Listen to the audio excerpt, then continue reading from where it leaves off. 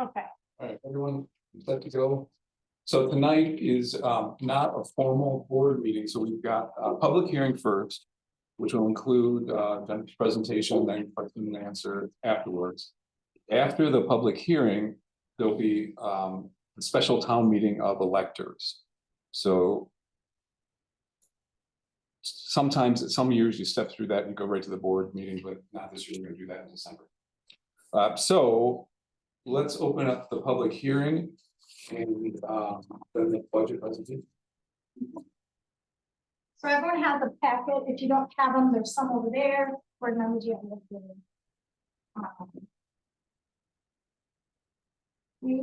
Cara, would you like to go over, or do you want me to read the overview notes? Oh, go ahead. So we're just gonna go over some general notes related to the 2024 budget. The 2024 budget does not significantly differ from the 2023 budget, with the exception there are no major roadwork projects. They did Alpine in 23 this year, and there's no repaid projects scheduled for 2024. The final 2024 road projects are pending due to developing concern related to the culvert on Marie Road and ongoing. That's not outgoing, it should be ongoing, but evaluation and prioritization of other road projects. So they're still debating because something came up related to Marie Road. Shared revenue increased by 82,000, which helped cover some of the cost increases in the fire and EMS, and provide 145 in funding for the major road work. So when they decide, that's what they'll have. Work on long-term planning of roads, equipment, and capital improvement needed for capital budget fund will continue. So the board has been really prioritizing looking at 5-year, 10-year projects related to what the town will need for equipment, roads, and capital improvements. The updates to the comprehensive plan were completed in 2023, and the updates to the park and open space plan will continue in 2024. That's going to be the goal. In 2024, the town plans to further adopt and revise best practices with respect to communication with residents, increase town resident involvement, and a strategic plan vision statement based on resident surveys. The Town Hall Administrative Office's remodeling funded by the Federal American Rescue Plan Act monies will improve safety and security in the office, optimize workspace efficiency, ergonomic design, and maximize storage. The town will continue oversight of the Town of Oregon Refuge Center and evaluate services offered, hours of operation, and improvements to infrastructure. In 2024, the town will continue to manage its debt, plan for future borrowing needs, and explore all funding resources. This is our budget at these next few slides are just talking about the budget. The proposed budget is $2,178,069. That's a 6% change from 2023. A portion of the budget that's going to be coming from non-tax revenue, so not from property taxes, is $998,776. That's a 26% increase, and a lot of that is due to funding we're bringing over from a loan and the increased shared revenue and some of the ARPA fund monies that we're bringing up.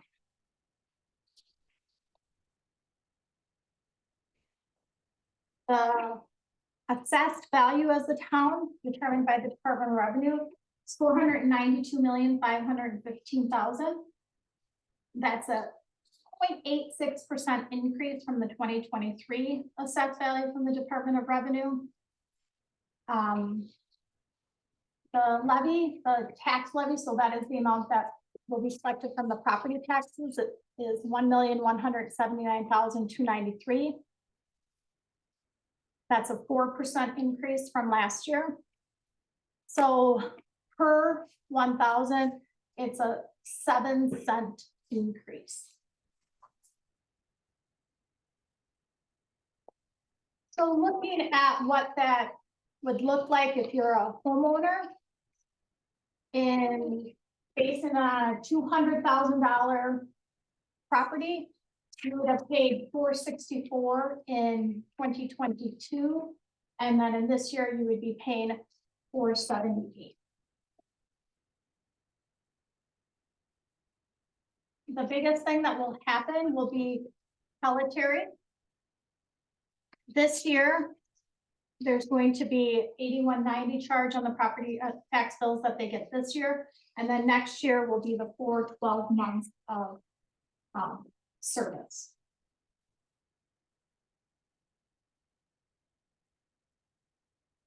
The next page is just breaking it down, all of the sections that this is the government accounting practice, how we have to report our revenues and expenditures. We've got what we're collecting from the property tax payers is 1,179,293. The special assessment is the curbside. So we can only collect for the 6 months of service that we have already given the taxpayer. So that's that 97,788. 1,600 is revenue we get for MFL land and lands that are in programs with the Department of Natural Resources. We have the intergovernmental revenues, we have license and permits, public charges, intergovernmental government charges. This is, we share postings for elections. Some miscellaneous revenue, and that miscellaneous revenue is higher than what you would be normally seeing because we're bringing in those funds that were borrowed, but either for equipment, and that equipment was not available in 2023. So we're carrying that over into 2024 when that equipment will be available. Other financing of 81,378. That is a loan for the capital equipment needs of the Oregon Fire Department. And then we have the expenditures. And what I'll point out there is that we have our debt service of 302,480, and I will go into more detail on a next slide. All right, so this slide. So our levy limits does not allow us to raise levy only based on net new construction. The town had 0.62, so it had $5,000 that got added to our levy for net new construction in 2022. So without a referendum, the town is allowed 873,231. We had the 302,480, which is our debt payments. We had an increase of 4,175 for the Brooklyn Fire Department budget that is allowed under the levy limit laws, and then a negative. The Village of Oregon annexed some property, so we have to take a negative, and that's 590, which gets us back to that final town levy of 1,179,293. We were given ARPA funds. The ARPA funds were 347,708.94. After this year, the ARPA funds will be completely utilized, and the first use of ARPA funds for the equipment that we're using right now, the AV equipment. We put concrete in the shed. We have Badger books, which are for elections. We had to cash flow the curbside cost. We're remodeling the town hall offices and then the emergency radios.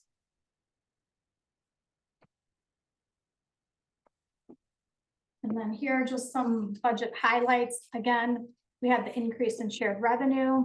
We have the curbside expense that we're collecting this year. Unfortunately, there was no increase in state highway aid.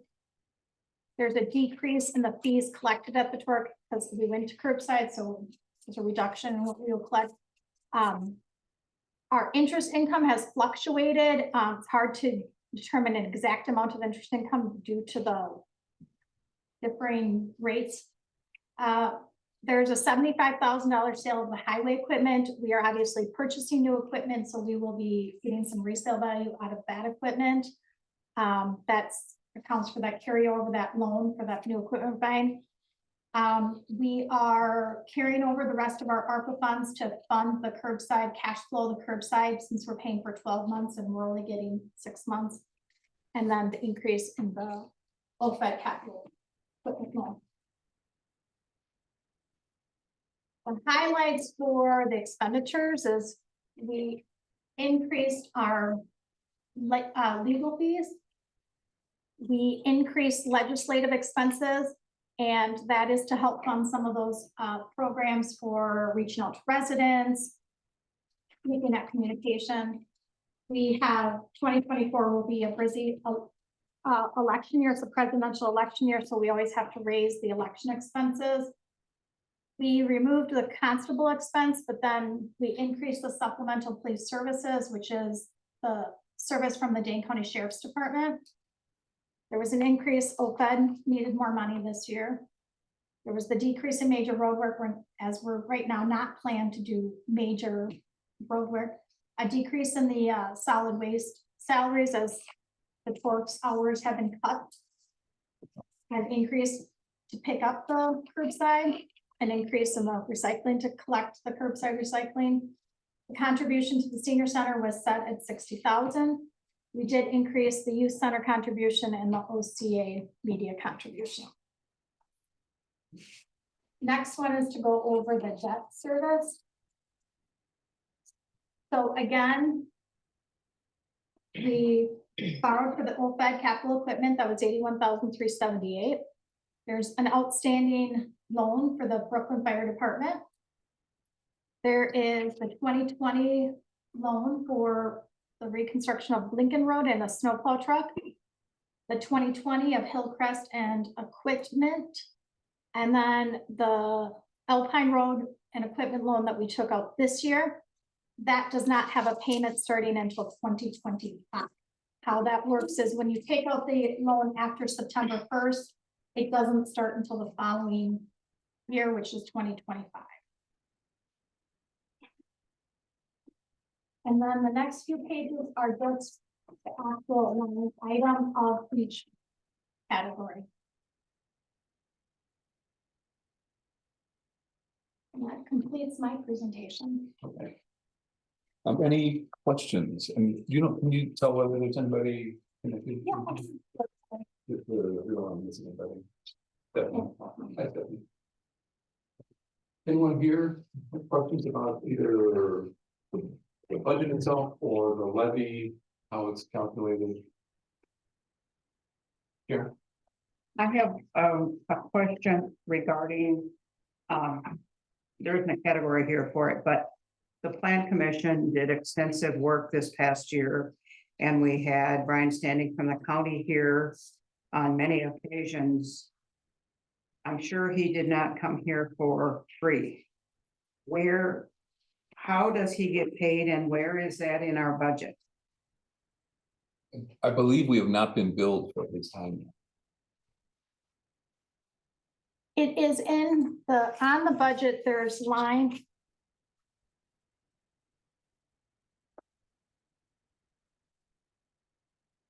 On page 19. There is professional planner. It's on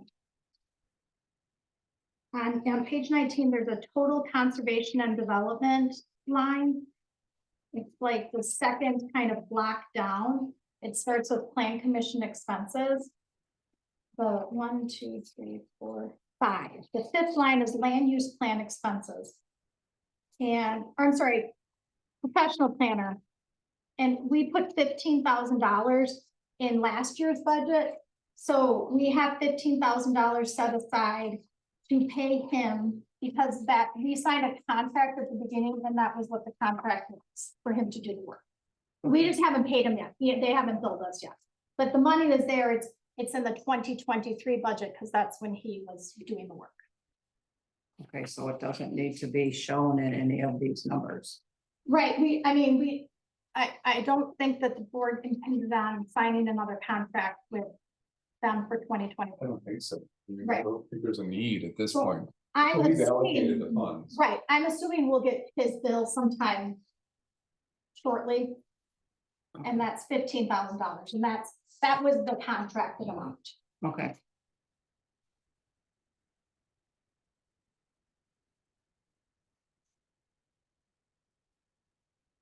So for our loans that we have for the town, I know that they're like, the required payments can go out at certain times. But interest is accruing on those full balances while we aren't making payments earlier than that. So are you restricted on only making those one payments as scheduled, or can we make more payments than that? You can, we borrow, we don't the loans that we currently have, with the exception of the OFED loan, they're all through, Bureau of Public Lands. And you can only make, it's only a one-time payment that you can make. And sure, if you had extra money in your budget, you could make extra payments, but the way their system works, it's an annual billing of one time a year. So they bill you one time a year, but can you make more than one-time Sure, payments? if you had more money and you wanted to make more and you wanted to make more payments, but you cannot, how it works is when you add it on to the levy, you can only add on the scheduled payment. If you made more payments, you could not put it on to the levy.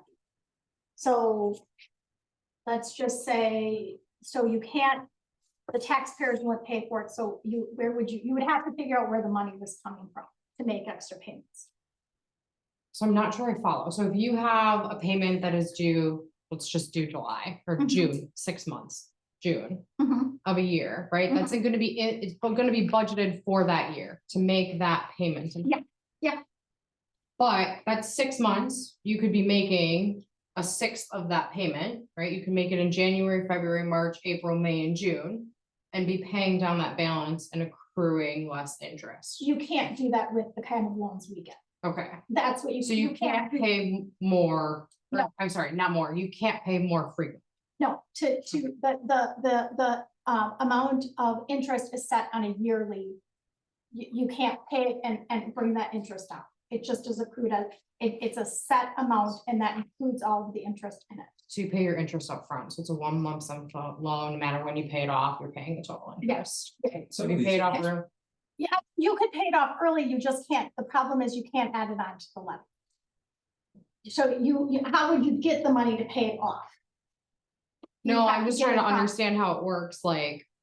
Cause if interest is calculated into it, it's calculated upfront, so it doesn't matter if you make your payment then in the example in June versus Right. May, you're You're paying the exactly same amount. Yeah. So you're basically, there's no benefit then to pay it more frequently, it's built in it.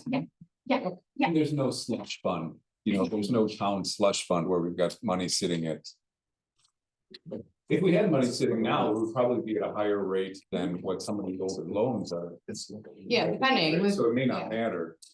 But there's really no extra cash to pay. But if it's budgeted, right, it's not that it's extra cash, it's just, my question was like paying it more frequently to save some money on this, but it doesn't sound like that's But possible. you can't, the type of loan that we have. Okay, You could pay another payment and you could make it, but then you can't add it on to the levy, so you'd have to figure out if you're making that why extra would you make a payment. payment if it's not gonna lower your interest rate though? Right. Yeah. Okay, It's the way that's it what I is. wanted to understand. And then I'm It's just, like a bank that we can only borrow from. yeah, no. Well, there's programs, tons of programs out there. I just wanted to understand the Yeah. program before I comment on it. The only other question I have is I'm confused, like, I'm sure it's in here and I'm just not finding it. But how much is our expenses increasing? From 2023 to 2024, what percentage? So Yeah. it would be an increase of 6%. Laura, do you have this sheet? I do now. There you go. But that doesn't include the cycle of the curbside. Yep. Does not, Everything, 6% is what our increase of expenses went up. that includes the curbside.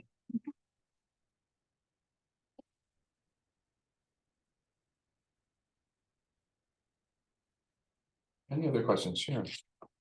Under legislative expenses. Break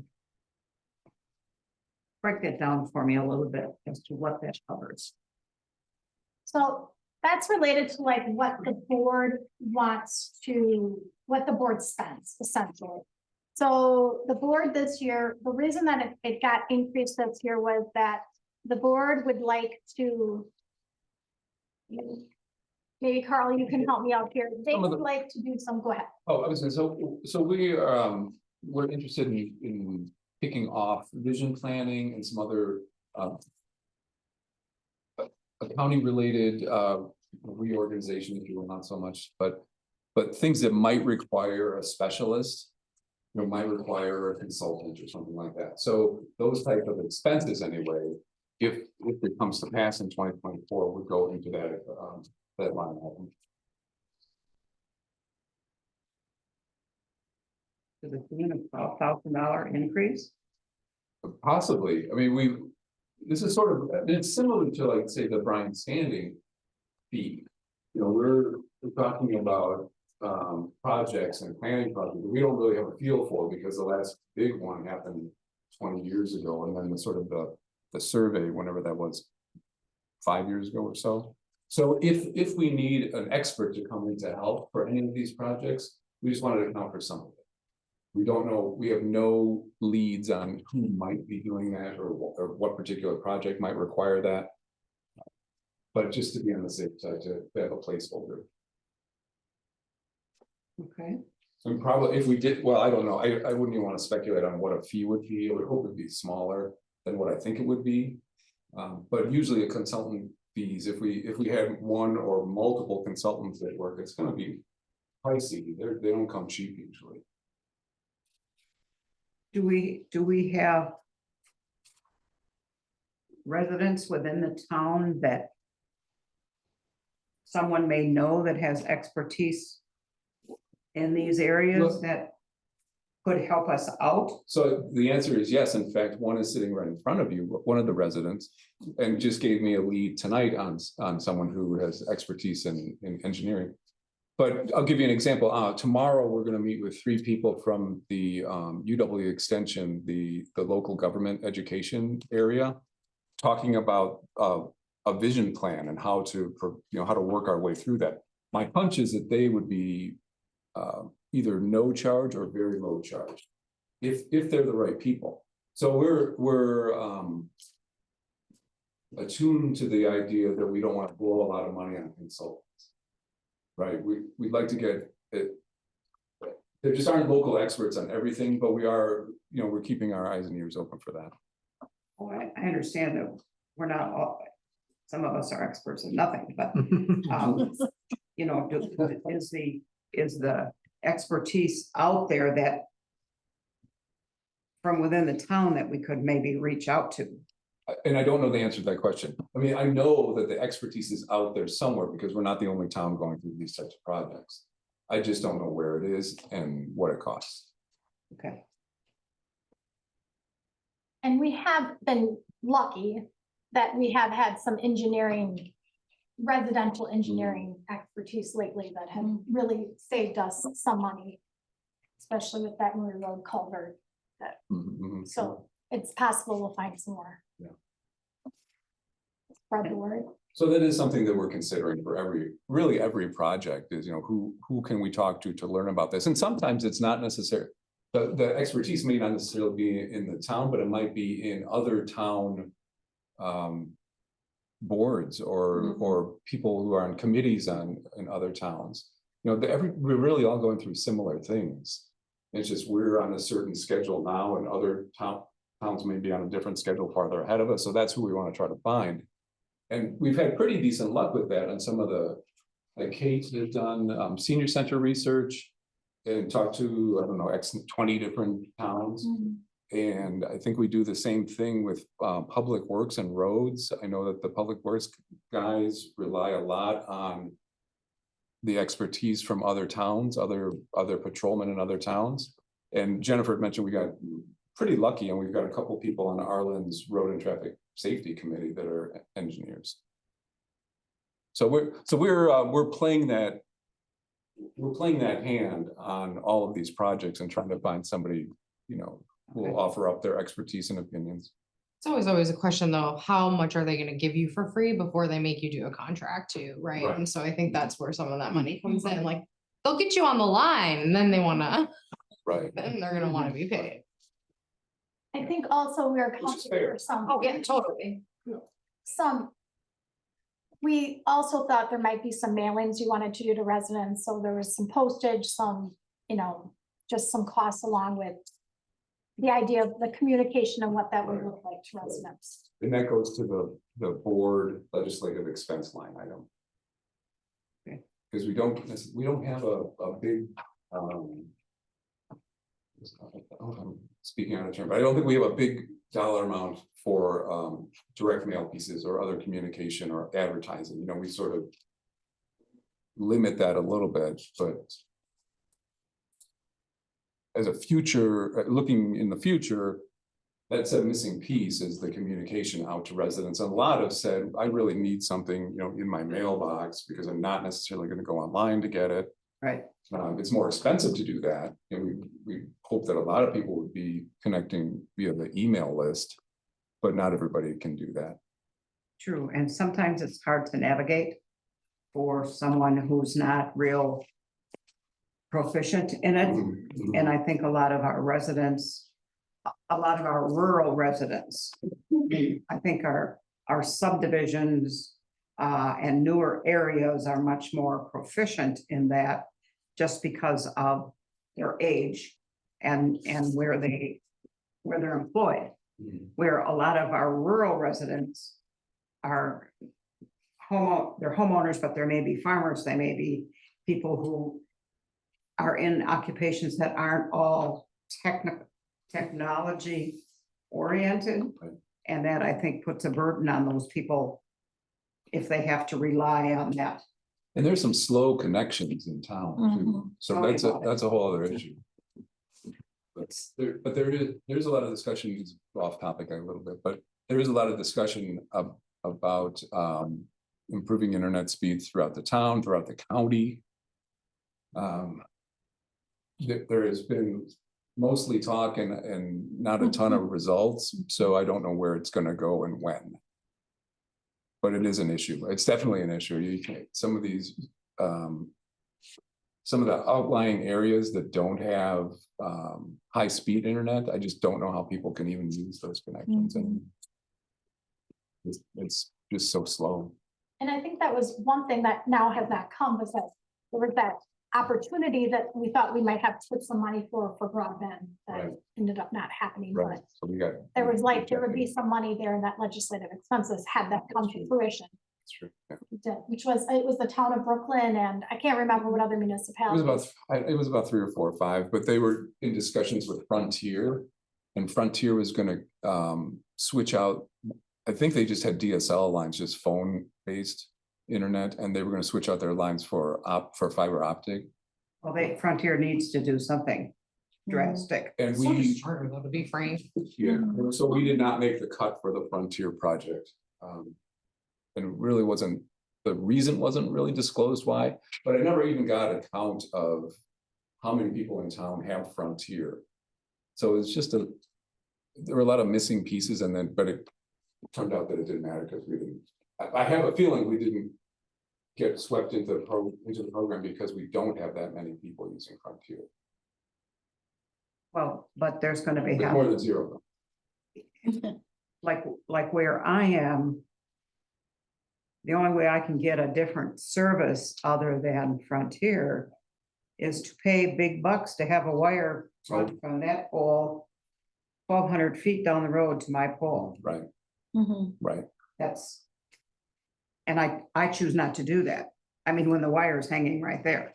Have you checked Starlink? No, I have not. Should write that down and check it. It's a free program. It's a pretty long waiting list, but if you qualify for it, you should get on it.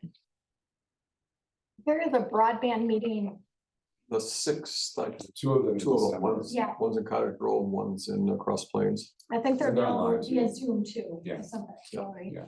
Well, there is talk about it, Sharon. There's a meeting. Is that the Dane County Towns Association that's putting that on? Okay, Yes, so. The December. you know, and but he spoke at that one that we went to. which is Global Chairs. Anyway, it was more or less that they want to give service to people that don't have it, not service, not getting it faster or better to the people that have it. That's the number one emphasis right now. From everything that he spoke about that night. That was that Darren. Yeah, fellow, yeah. Or whatever. It's nice to hear that you guys recognize though that that's a pretty big opportunity for our town. You know, there's not much you can do to force somebody to come in here, like fix it for us, but it is very nice to hear that you know that this is something that we are drastically lacking. Right, True. I think this Frontier though had, like you thought maybe it might be like a $5,000 something we'd have to have put forward, which is kind of explains why we put some money in that legislative expenses. If that would have come up, that would have been. And it ultimately would have cost us more, I mean, because of the initial discussions were something about how the towns, if you put in some good faith money, you know, maybe that would help the project. But it didn't, I mean, we didn't put any money in, but it also, the project zeroed in on 2 or 3 of the towns, not us. And there was no agreement at all on what the conversion would cost. You know, if you had X number of Frontier customers, no idea, we had no idea what it would cost to convert them to fiber. Okay, thank you. And then I have a question regarding, and I don't want to open up a can of worms here. Do you have a feel for, you know, the torque issue was a big issue all year. And when I look at the expenses here in the budget versus what we had last year, everyone said that it wasn't cost effective to keep the torque. So based on the numbers that are here and the numbers for Pelletary curbside service, how far ahead or how far behind are we? Well, it's too soon. it's too soon to tell, for one thing, because we said in July or even before that we wanted to let the torque run for into next year. You know, into Right. next summer even, to see what we need to adjust, whether it's hours, whether it's fees or what have you. It's tough to compare the Pelletary pass-through because that's a much bigger number of customers. You know, so we've got something like 1,190 households that have curbside service now. Right, So that number as a whole doesn't tell you anything. but it shouldn't because we're paying for that. Now, I realize that they have to be paid in advance. Right, so it But passes to take through. that out of the equation and based on the numbers that are here for recycling expenses and all of that show up on our proposed budget. Where are we? Behind, right? Wouldn't we be behind because we had to break contract? So that's a deficit that it's gonna take a couple years to offset. Right, the thing to compare that I don't think we have numbers for necessarily, well, if we have numbers, I think, from early calculations about actual use, right? We're not gonna be able to compare that too cleanly 2024 to 2023 because of the unusual expenses related to the transition. And I don't know that we've dissected it to pull those numbers out now for comparison. I don't think that we have. We could probably go back and get kind of close, maybe to like the first half of 2023 when it was open fully, but I don't think we have those numbers now. Okay, And I don't, we could, I mean, at the end of June 2024, we could probably go back to end of June 2023 and do a pretty decent comparison. I think July to December is just gonna be there'll be too many extraordinary expenses related to that. I think part of it too is that we don't know, the salaries have been kind of up and down because we've been trying to figure out how to staff it. And then like just recently, the garbage, the large dumpster for garbage was overflowed and it was just like random all of a sudden people. So we're trying to even get a sense of what they're bringing, when they're bringing it, what we need to be open and have. Isn't part of it, we're trying to decide whether to offer or continue to offer the large dumpster for large items. We're just trying to figure, we're just kind of playing it by ear. We've only been at this since the beginning of July. And it's always been a test balloon whether we could offer that. And one of the things that's been discussed, and Carl could speak to that too, we're looking at what if we just had a couple times a year have that large item drop off. A lot of communities do that. Right. And then we could probably, you know, that what we budgeted with something like 900, three empties, about 900 a month. For picking up the dumpsters and the metal.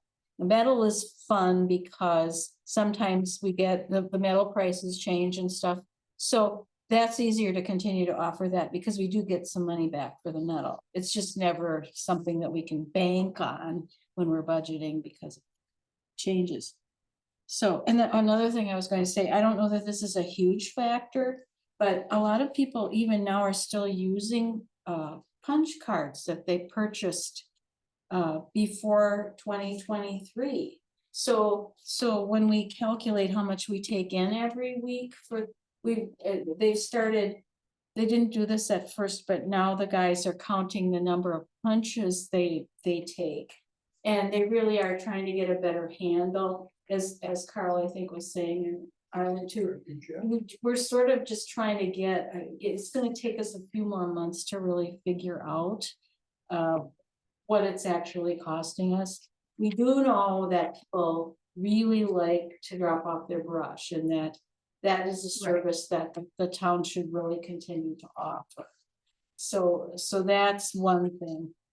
I think in my mind, the biggest question is that large item business, because as Jennifer said, all of a sudden out of the blue, we were planning on, what would we think, like every 3 weeks or so, Yeah. we'd have to empty that open dumpster. We had it overflowing just over 1.5 weeks or something. We can't really, it's like anything else, you cannot predict how much volume you're gonna have. And that was part of the overall picture was we really didn't know how many people would want to continue to use the service. But yes. What did they use the punch for? Well, they were taking, they're still accepting punch cards that people have that still have punches left on them, and they're taking them for the large item drop off. Oh, refrigerators Yeah, and tires and that's- stuff like that. Okay, Yeah, okay, they're not using it for anything else. okay. But they're, Mattress or. yeah, mattresses, etc. So you really, as I said, every week people come with these punch cards, so we don't, that's such You need a an cracker on 'em. yeah, we need like a microchip system or something. They're prepaid, Yeah, so we've already got the money. yeah, we They want already, the long we ago. already got the money, but we collected it sometimes 2 or 3 years ago, in some cases. Yeah, yeah, so I mean, apparently a lot of people in town have drawers full of old punch cards that I mean, really, seriously, and they come out and they're, Ralph Maher sold it to him, it's just interesting. Because we always would initial who sold them, Ken West, KW, and so that's one of the things that makes it a little hard to get an exact handle on how much revenue we're getting for that service. So So have you guys tried to do like a break even analysis projection based on what you know now and just like update it to see? we did update the pricing on the large items. We did that just Tuesday night. So we and what we did was we looked at what Pelletieri charges for when you call them up. And then we just made an adjustment. It was what, like it up to the next. It was like I think we did like $4. 1 to 25 or something like that, yeah. Yeah.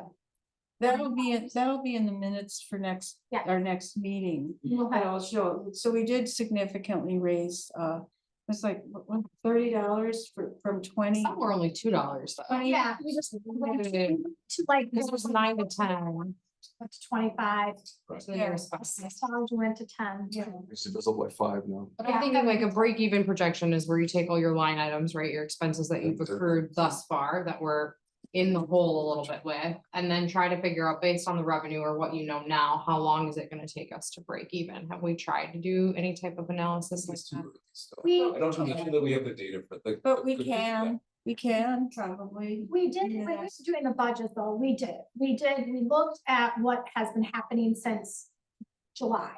And we projected out to say, okay, what's this look like for 2024? We did look and we said, this is what we're taking in for income, this is how much is going out. And what we thought is the dumpster was being picked up too much. And so we were like, why was that happening? And so it was a little difficult, but we did, and we did the best we could, what we thought. But then what happened is we had a big outcry for more hours because of.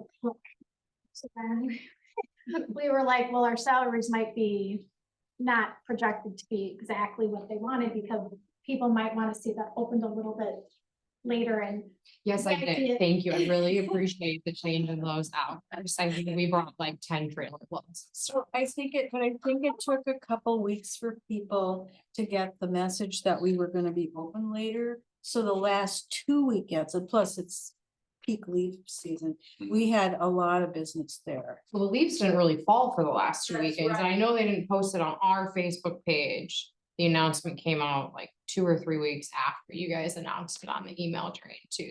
So, And I think that they're deciding on how to work that best, like fall and spring cleanup. Yeah. But it's clear that's a service, and a lot of people hold the view that we'd like not to have to charge residents of the town to use the brush if we can help it. But it is discussed occasionally about selling a permit. It wouldn't be a huge amount of money. But for use of the brush drop off for the year, that's one thought of how to keep that even, to get some revenue for that. does the village sell a permit to collect their? I don't think They so. No, they don't. It's open and it's free. I think that's why everyone here was just waiting a year. So if we were to do the twice a year, a setup so they could bring big items, how much do they charge for that? I can't remember, what did we say? There was a rate, it's in our contract and there's a rate for it. And it's like It's a per- hauling rate yeah. and a truck rate. We bring ours to Yeah. the village when they do that. And nobody charged you? They don't charge the residents. I don't know what it costs the village. Right. But they have it twice a year? Yep. Yeah. Spring. I was and gonna say, fall. we do the village too with ours. So that what the Village of Brooklyn has done is they worked that into their monthly fee that they charge the Village of Brooklyn residents. So they'll offer that service, but they'll build that into what the monthly fees. So I don't know, I'll have to talk to Linda and stuff. I'll have to look at my tax bill to see if it's there. Yeah, But to your point about the legislative fees or whatever that they were talking about, this is where we could look at talking to the other villages Right. and talk Brooklyn and see what they do to. And I do think we do a lot of that, just in the short time and I've noticed there was something this week that Jennifer received where another town board person or clerk person just had some information she thought you would find useful and just sent it to you and you sent it to all of us. So there is a lot of a bit, and that's what's one thing I've learned that's been interesting to me. And then that Wisconsin Towns Association really provides a lot of information, a lot of connections to people who know things. So I think that's one of the, the ways in which this is not costing us a lot of money to get advice. Can I bring this back to the levy and the budget at least? Do you have your? I'm gonna have to leave shortly. Okay, so we may be pretty close, I think. Any other questions? I have two. Okay. I'll save actually my comment for later. So 1/2. So my question for raising the levy is we talk about kind of short term, which is 2023, 2024, and what that's looking like. I know you guys are trying so hard to project out longer than that, so we don't have to do this over and over again. My question for you though is, what does that look like right now? Like, yes, we're looking at 2024 right now, but do you feel in your guts that this is something that we're gonna have to do again for 2025? We always have to. We always have to do a formal presentation like this. This process has to happen. If you're asking, are we projecting certain costs beyond the next year, then yes, we've already done it with roads. We've done it with, even with senior center. So we look ahead for project costs and what we don't know is some of the finer details that are out of our control. The numbers were given each year. We don't know until usually the late fall, right? So yes and no.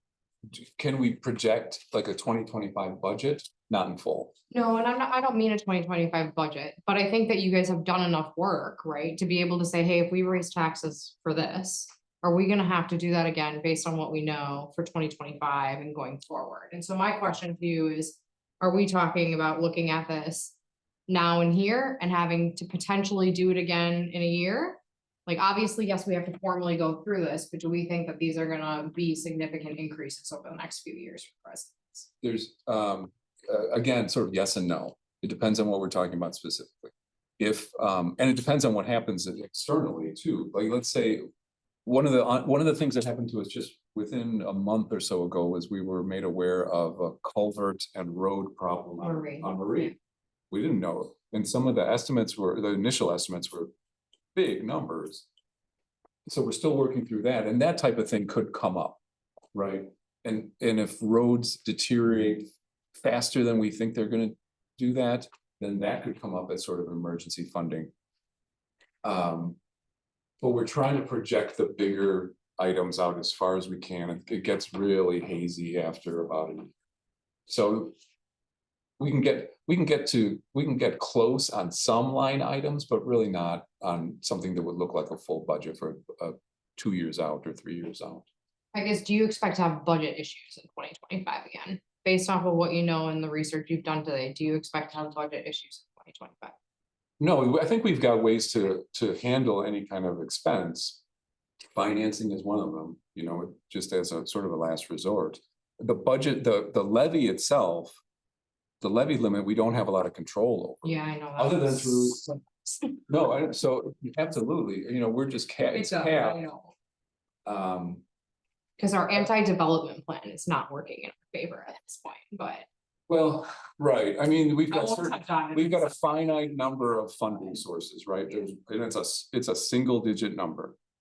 One of, grants are not reliable. You get into financing, which is easy to do. But not everybody's in favor of that. You get into referenda, which are, very specific, or, I mean, they don't have to be specific. I guess it could be operational expenses, but not everybody loves saying yes to increase taxes. The thing is, I would say nobody loves to say yes to increase. no, that's true. And I think that's the one thing everybody will That's agree true. upon, right? But there is reasons that it has to be done. True. And for us, for the town board, town government, the priorities really are infrastructure and safety and security. That's the important stuff, and that's all pricey, the price of fire truck. The price of our participation with EMS districts. It's expensive. That's a lot of money. I mean, you talk about roads, fire and EMS, and then other infrastructure, bridges, culverts, whatever. That is a huge percentage of our budget. Especially the way it's been inflating. So I guess the comment I won't save is, I know, right, that budget has been an issue. I think you guys have done a lot of work to try and figure this out and get ahead of it, so it's not a long-term issue. Nobody likes to see their taxes raised, neither do I want my taxes raised, but understand that there is a time and a place for it. I will just, as a comment, say, I think it's really important to think about what happened to taxes last year because of the school, what's happening to the taxes this year because of Dane County, which me personally is already experiencing a high increase on my taxes because of Dane County's changes. And now this added as well. It is quite a significant increase for residents in the last year and this year. So it's a comment. I understand you have to do what you have to do, Right. but I just want you to prepare Right. based on that information. Because me personally, my taxes went up over $1,000 last year, and they are projected to go up $1,500 this year. So you're talking $2,500 in the course of 2 years, my taxes are increasing. Totally understand. While my home value is going down.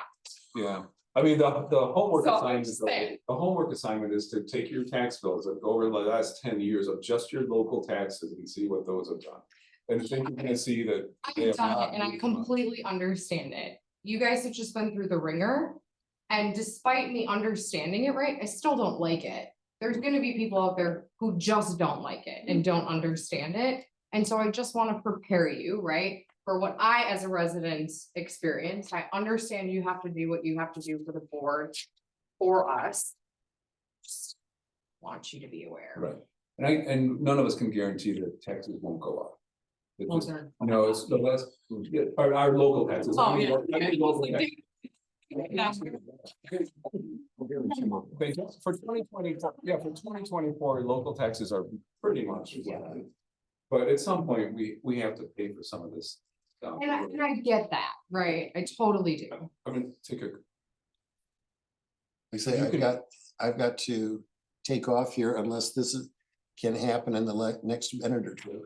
it might be able to. Any other questions? If I not, just want to get- Not got the school tax credit, and I was told that the state put a lot of money into the school tax credit. So I am hoping, praying that that school tax credit will offset some of the increases that that school district had. So it is November 20th is when I'll get the numbers. I told them at the meeting on Tuesday, it's not here yet, so I I'm. mean, it is what it is. I'm not moving because my taxes are going up as No, much, but But it's the not school- pleasant. Oh, yeah. this is big. The other thing is the state is auditing because for whatever reason, the town of Oregon, the town of Dunn saw such a drastic increase and just took on a lion's share of the school that there's something that's happening because the Department of Revenue gives us our equalized value, which is what determines that. They're doing an audit right now because was questionable as to why they were making those values the way they. Good to know. So, yeah, Thank you. yeah. okay, I'm gonna close the public hearing. And then I'm gonna call to order the special town meeting of the electors. To discuss and possibly approve the adoption of this 2023 town tax levy. I want to make just a couple points. We do need to do a count of votes. Eligible electors and anyone who is town resident 18 years or above. I think the only non-eligible person in the room is Jennifer. So I would like to get a motion. If we're adopting the information on page 21, there's a number missing. The requesting, it should be 293 instead of 29. 1,179,293. Sorry, I missed the 3. So Thank this- you. After having several options. So It is- requesting 11799. Motion is As edited, then. Yeah. I would. Yeah. If you wanna. Move, I would use the exact wording in the agenda. And then as edited. On page, do you say 21? So if there's a move to adopt the 2023 town tax levy to be paid in 2024. As the numbers as amended on page 21. We'll hear a second. Second. Any discussion? Any discussion? Okay, and then, Jennifer, could you do, Okay, so I the vote just would be need either to, yes or no. Yeah. And if you could do a roll call. for that. okay, Walter, Yes, Fitzgerald, Yes. Cox, Yes. Jernigan, Yes. I'm so sorry. Planning, Yes. Wilmot, Yes. and then Karen Yes. and Lee. Yeah, and motion passes. Well, then without objection, that meeting is adjourned. Thank you. Well, we do a motion. Oh, we do need to do a motion for this because, okay, we do, it's a special, so we need a motion to adjourn on this one. I move to adjourn. To adjourn. And a second, Second. any discussion? All in favor, say aye. Aye. I'll say no. We adjourn. 54. Carl, my question is saved, because I know Arlen has to leave. Do you know how many town of Oregon residents subscribe to the Observer? Okay, I don't know that, but I can tell you that at least as of a year ago, maybe a year and a half ago, one of the campaigns, I asked them about their circulation. It's only 1,900, so that is village, that's everywhere, 1,900 everywhere. You figure if that's circulation, then actual. People who touch it, Or Is- subscriptions are probably half of that. It's not a lot. That includes online, you have to pay for online access. You do for certain articles. You didn't. It was like, yes, no, yeah. I don't know if that was just for the print or for the. Just for print with it, I guess, is all, because I put it. Okay, so there might be, we don't know how many access it on. Yeah, I'm just, you know, the observer tends to be like a go-to, right? We should for evidence and use that to reach out to our students. And I would just say that it's maybe worthwhile to look at what percentage of potential residents that's even reaching, and is that worth the expenditure to post it there? That's what I'm talking about. The communication, I wondered if you were looking at that for next year, but I just wanted to comment because it came up in last meetings, so. We've been looking at that for a while, and, But you had a good suggestion, if they're gonna be doing the article about Steve. Maybe Right. the Oregon Observer could put a little thing beside that, could you check the website, you know, be looking for. Yeah, the I chair, talked with there's any Kate, way it to make says, use of what they're gonna be doing with the article. so you don't have to pay for it, right? If they can include a link about, hey, if you want to know more about the park committee, because what Steve has been doing forever. And that links to our website, and on that page, we have a posting. Yep. It's like $100 and some. I'm not gonna sweat it over that. That's like less than a penny for me as a resident. But long term, I know you guys have been using that quite a bit this year to like communicate. I just don't know if it's getting to the people in the way you want to reach it. yeah, no, I totally. Yeah, that's, I think that was what our goal was. We're just, I figured. yeah, I think we just haven't figured out what And they that's. know how to check it. We've talked about, newsletters versus just single topic direct mail. And you resurrected the newsletter for the, tax bill envelopes, there'll be something in, so maybe it was last year too, it was there not. I don't, no, nothing, not last year. So that. Yeah. another thing. But to do, I mean, that needs to happen. direct mail is expensive. Well, it's hard, right? Right. Because I remember for the torque specifically, a guy came up and did a speech and said, I had that thing, I knew I got it, and I threw it away and did nothing with it, right? And so. There are always two people. There are the people who pay attention to the mail and the people who don't pay attention to the mail. And the challenge is how do you reach both in a cost-effective Right. communication way? Right. I don't know the And answer. it's not just the town, it is not just the town, it is everybody who's trying to get a message out there. Yeah. So much noise. Yeah, I mean, I follow the village just because I learn a lot. What's going on in the village, so. So it's a challenge, it's a huge challenge. Oh, yeah, The cost effective part is the trickiest part, but we could crank out stuff, every week and spend thousands of dollars a year. For But we can't do that. Right, like I'm probably gonna miss 25% of what you put in the mail. That happens. It's the same is true for anything electronic. Oh, People don't like- absolutely, that's what I'm saying, is you have Email. such a Delete tough. email. If we sent everybody a personal email, we'd probably ignore it and not, Yeah.